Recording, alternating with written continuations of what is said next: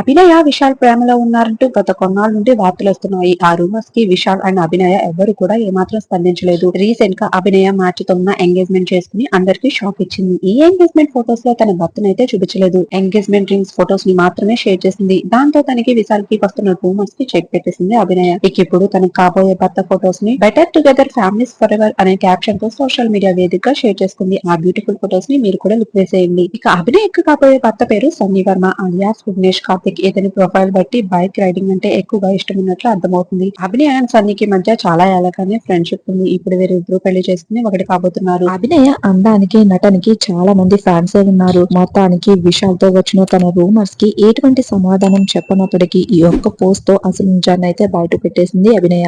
అభినయ సన్నీ జోడి మీకు ఎలా అనిపించిందో కింద కమెంట్ బాక్స్ లో షేర్ చేసి, ఈ వీడియో నచ్చితే కనుక లైక్ చేసి, సెలబ్రిటీస్ కి సంబంధించిన లేటెస్ట్ అప్డేట్స్ ని మీరు మిస్ కాకుండా ఉండాలంటే మా ఛానల్ ని సబ్స్క్రైబ్ చేసుకుని పక్కనే ఉన్న బెల్ ఐకాన్ ని యాక్టివేట్ చేసుకోండి.